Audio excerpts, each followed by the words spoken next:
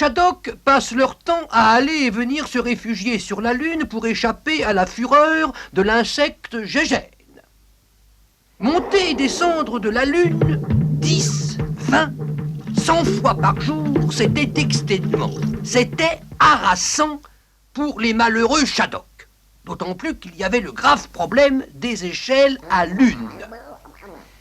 Les Shadocks n'avaient pas d'échelle suffisamment adéquate.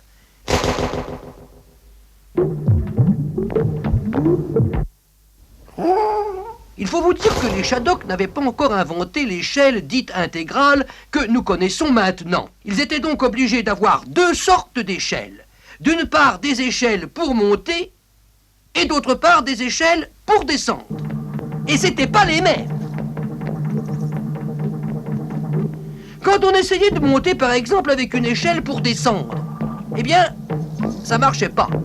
Et même si ça avait risqué de marcher, ça aurait marché beaucoup trop lentement. De même, quand on essayait de descendre avec une échelle pour monter, ça marchait pas non plus.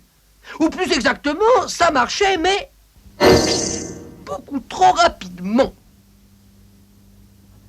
Évidemment, on aurait pu essayer de descendre en faisant semblant de monter ou vice-versa, mais c'était très risqué parce que l'échelle, au bout d'un certain temps, s'en apercevait. Alors, dans la confusion, les Shadocks souvent se trompaient d'échelle et ils s'en recassaient de plus belle. La vie sur Terre, décidément, c'était pas une vie. Les gibis, pendant ce temps-là, regardaient Gégène faire de belles flammes à travers leur hublot. Mais comme ça risquait de devenir monotone à la longue, ils décidèrent de mettre de la musique sur les flammes de Gégène pour faire comme au cinéma.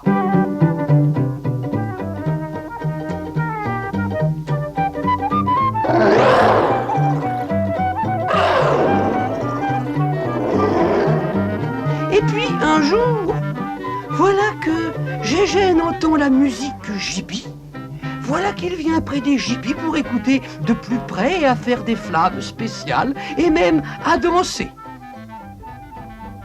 Maintenant qu'il avait de la musique, les Shadocks, ça l'intéressait plus.